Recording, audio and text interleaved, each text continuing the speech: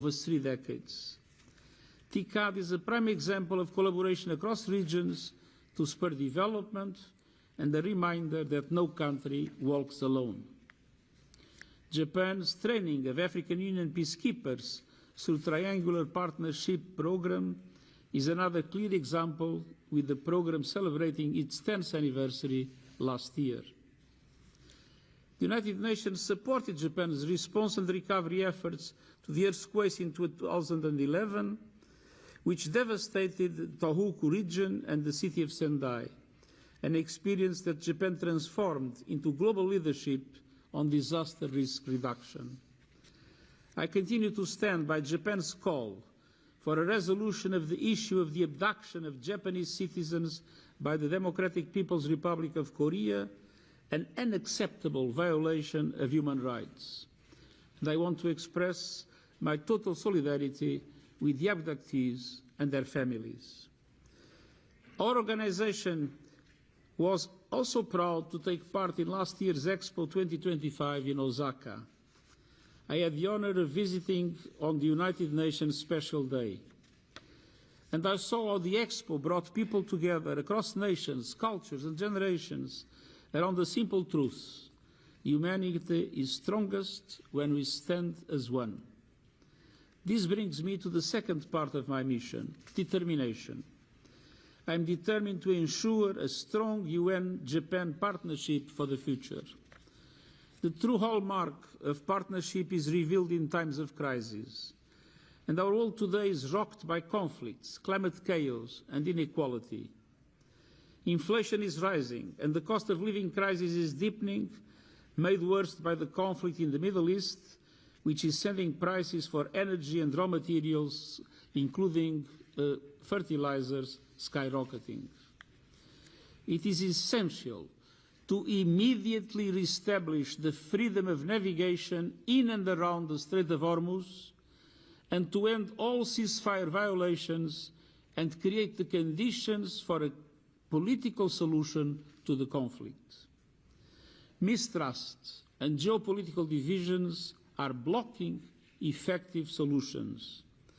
Countries are flouting international law with impunity. Military spending is outpacing spending on aid, while funding cuts have devastating consequences for the world's most vulnerable people.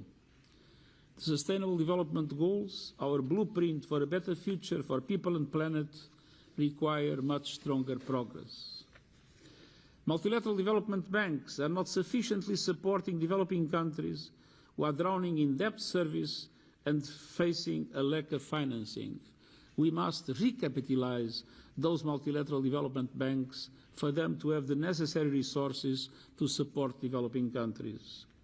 And world-changing technology like artificial intelligence is progressing faster than the ability to manage it safely. The global problem-solving architecture, in particular the UN Security Council and global financial institutions, are not as effective as they need to be at this challenging moment. In 2024, Member States adopted the Pact for the Future, a bold vision of reform and renewal of the multilateral system. And last year, we launched the UN80 initiative to ensure the United Nations is equipped to deliver for people and for planet in these fast-moving times. With the strong support of Japan, I'm convinced we can weather today's storms and restore global trust in what we can achieve by standing as one. And by implementing the Seville commitment on financing for development agreed last year to supercharge financing for development while providing new tools for effective debt relief. But the most important reform that needs to be established is the reform of the UN Security Council, whose composition does not guarantee the legitimacy and effectiveness that obviously are dramatically affected by the fact that the permanent members have 3 Europeans, 1 Asian, when Asia today has at least half of the world's population, one North American, but no African nor Latin America. This is a serious problem of legitimacy and of ineffectiveness, and it's absolutely essential to increase the number of permanent members and to increase the number of non-permanent members to make the Security Council correspond to today's world, to the realities of today's world. And also, we need to reform the global financial architecture to give a far greater representation to developing countries in addressing today's challenges. By continuing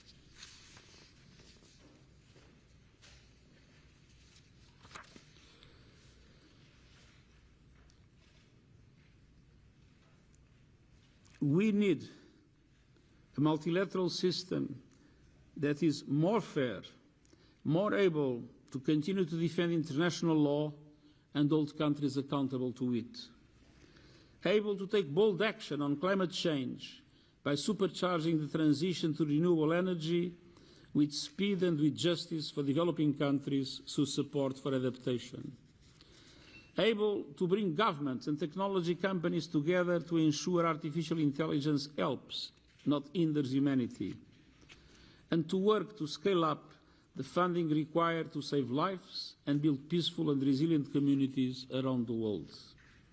Across all of these issues, Japan can be a strong and influential voice of unity and purpose as we navigate these headwinds. Ladies and gentlemen of the media, the United Nations remains the essential, one-of-a-kind meeting ground to advance peace, sustainable development and human rights. 8 decades after our founding, we can draw a direct line between the creation of the UN and the prevention of a third world war. But our organization is only strong as member states' commitment to it. For 70 years, the goals of Japan and the goals of the United Nations have been strongly aligned. Across the decades, the UN has benefited enormously from Japan's generosity and commitment to the multilateral system. And Japan has successfully leveraged its role at the United Nations to grow its diplomatic influence and build economic prosperity and peace through a stable and cooperative global system. Once again, I thank the government and people of Japan for the warm welcome and for our extraordinary partnership over the last 70 years. グテーレスさん、ありがとうございました。では、質問をお受けいたします。質問のある方は挙手をお願いします。私が指名しますので、お近くのマイクを使ってお名前とご所属を明らかにした上で質問してください。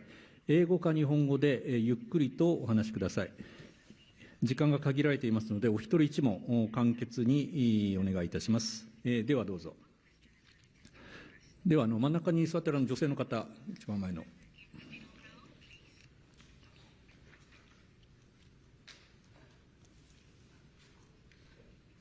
Well, thank you for your speech, Mr. Guterres. And I'm Kiri Mira from Asahi Television. And my question is that there is growing skepticism that international institutions, such like United Nations, can actually prevent conflicts.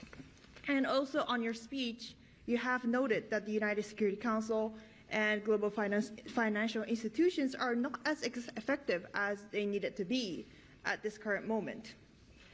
And you have pointed out that there needs to be a reform in the United Nations Security Council, but how exactly do you plan to reform UNSC? And furthermore, what do you believe that the greatest failure of the United Nations system during your term, and what lessons should your successor learn from it? Well, let me be very clear. It's not multilateralism that is in crisis. What is in crisis is the behavior of superpowers that violate international law, that sometimes create conflicts themselves, and that use their veto power in the Security Council to guarantee their impunity. In these circumstances, it's very difficult for the Secretariat of the United Nations to be able to contain the dramatic increase in the number of conflicts around the world. Because when the bad example comes from superpowers, other middle-sized powers all over the world think that they can do whatever they want without any punishment. And you see what happens in the DRC, you see what happens in Sudan, you see what happens in the Horn of Africa. And it is clear that you have now a number of powers that have a permanent external interference inside the countries in conflict, making it extremely difficult for us to prevent and to mediate conflicts. That is why the reform of the Security Council is so important. And it's necessary to say that when I started as Secretary General, the reform of the Security Council was a taboo, and the Secretary General was not supposed to talk about it. But now we have been defending constantly the need for that reform, and things are starting to change, with even the permanent members recognizing that reform is necessary. And what I believe I have not been able to do, because it's not in my power, was to reform the Security Council, but I will give the advice to my successor to go on fighting, not to be silent, and to claim the need to reestablish justice in the world by reforming the Security Council and, by the way, the international financial architecture. Thank you for your answer. では、こちらの、一番端に座っている方、はい、お願いします。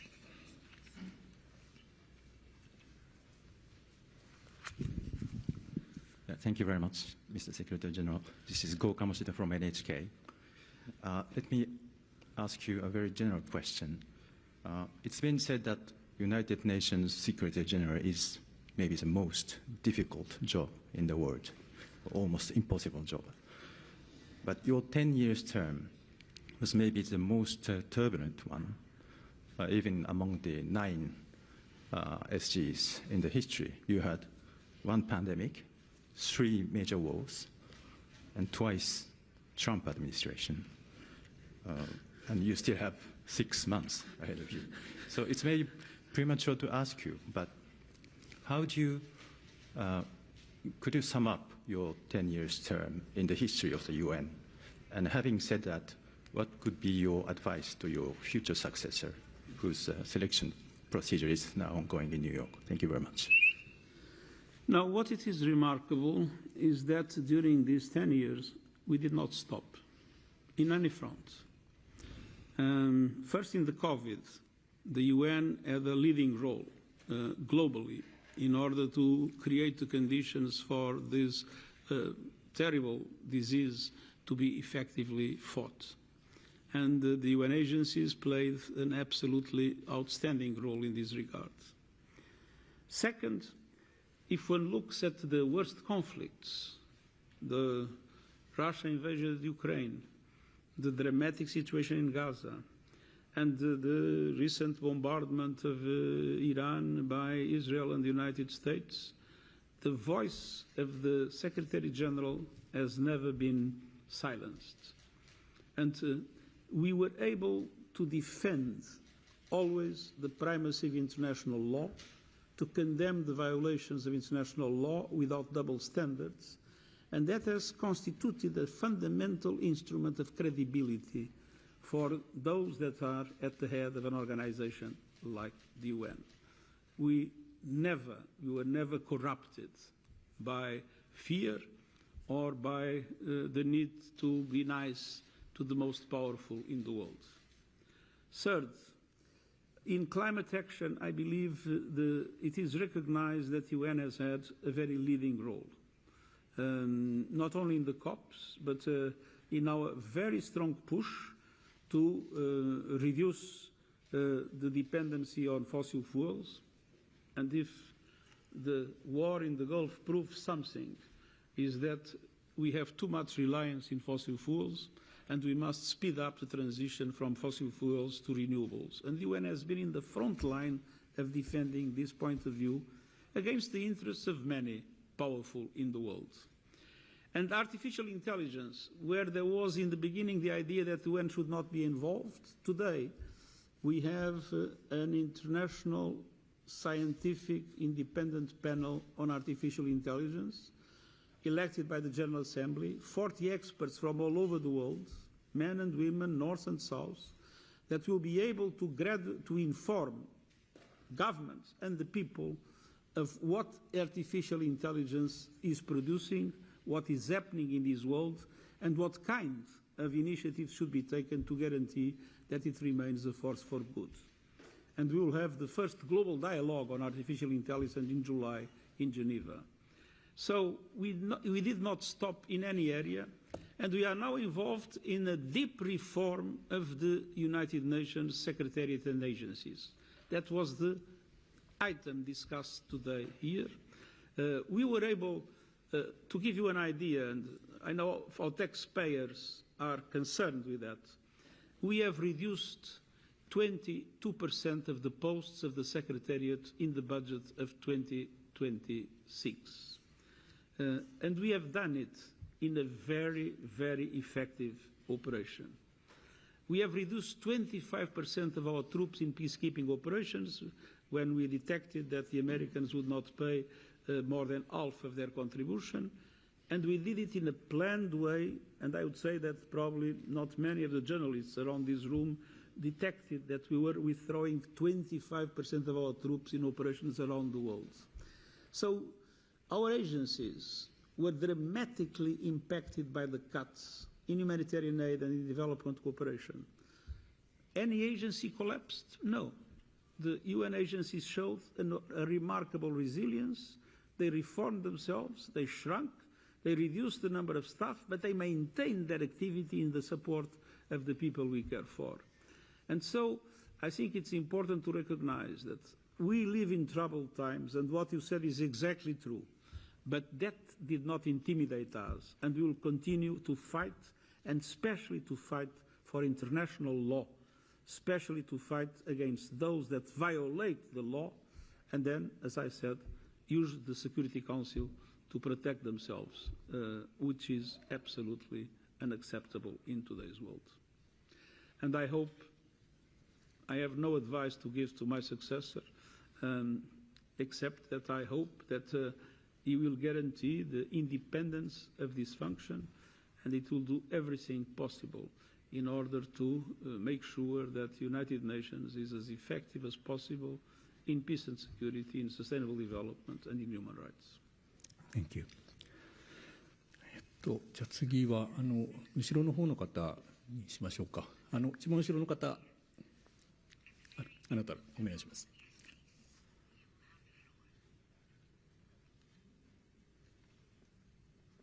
John Getty from Reuters. President Trump invited President Xi of China to Washington on September 24th. It may not be lost on you that that also coincides with UNGA. Do you expect President Xi to speak at UNGA, and do you think that that would be significant, given he hasn't spoken in person at UNGA since 2015? Second question, do you think that countries like China and Japan might have to fill the gap in funding that the UN faces if the US doesn't pay up the billions of dollars of debts that it owes? Well, first of all, President Xi is visiting the United States. He is always invited to the General Assembly of the United Nations. And let's not forget that his visit to the United States comes after the visit of President Trump to China, which was a visit in which I believe there was a certain cordiality. There was a belief that tension between the two countries was appeasing, but let's be clear, no major breakthrough was achieved. And so the visit of President Xi to Washington gains an enormous importance. From our side, we'll always be happy to receive him, but of course it's not for me to decide the agenda of the President of the People's Republic of China. Thank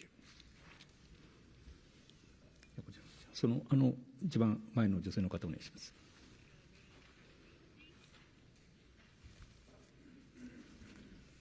Thank you so much for having me.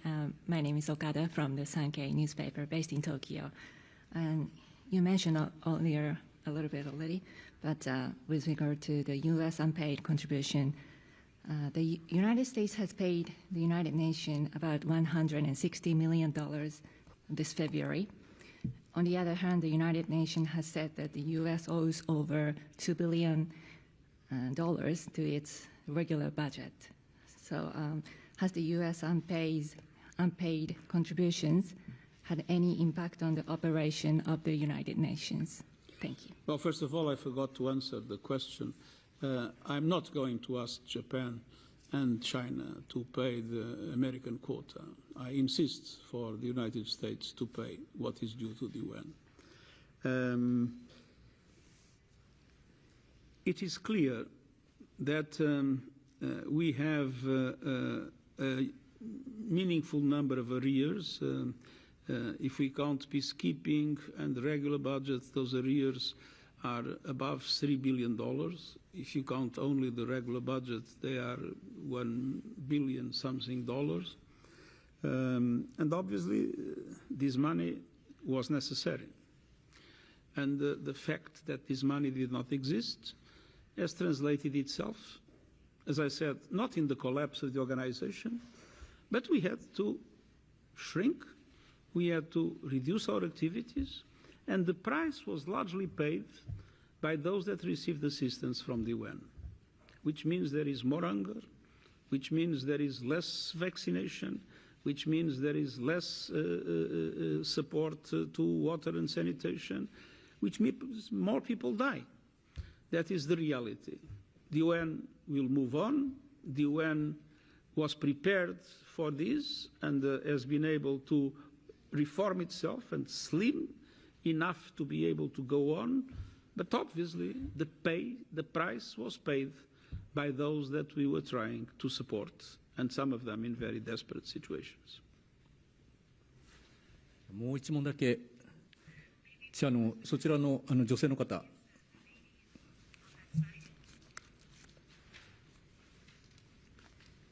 Thank you. My name is Kaori Shitamichi from Geo News. My question is about a review conference of NPT taking place in New York. In this review conference, what are your expectations for treaties members and also the country with nuclear weapons? I participated in the ceremonies of Hiroshima and Nagasaki. And I visited Hiroshima twice, and I visited Nagasaki twice, and I visited Hiroshima probably 4 times. And I was always extremely, extremely impressed by the testimony of the Hibakusha. And I believe that they have, and Japan has, an enormous moral authority in matters of disarmament and non-proliferation. Unfortunately, we are witnessing a situation in which nuclear arsenals are being increased or modernized, and a situation in which the non-proliferation is at risk. So, in relation to this conference of non-proliferation, our objective is to guarantee that the review effectively takes place and that the principle of non-proliferation is recognized by all the members. Because if we start multiplying the possibility of countries to have nuclear weapons, we enter in a world that is an extremely dangerous world. Disarmament is also another fundamental component, because the two are two faces of the same coin. We need non-proliferation, but we need progressive disarmament. And unfortunately, that is not taking place at the present moment. Thank you, Mr. Guterres. 非常にたくさんのですね、たくさんの方の手が挙がっている中で、本当大変恐縮なんですけれども、時間が非常に厳格に守られておりましてですね、グテーレスさんは次のご予定があるということですので、これでこの会見を終わらせていただきます。グテーレスさんも今回が最後というようなことをおっしゃってましたけれども、ぜひ今後もですね、何度もこちらの方に来ていただくことをぜひ期待しておりますので、よろしくお願いいたします。では、グテーレスさんに拍手をお願いします。それではグテーレスさんが退席されますので。I'm terribly sorry that I have to leave, but I have an audience with His Imperial Majesty, and so I think, unfortunately, I cannot stay for longer. But I would love to stay the rest of the afternoon in this very interesting discussion. Thank you very much for your questions. 会場の皆さんはですね、グテーレスさんが退場されるまで席を立たないようにお願いします。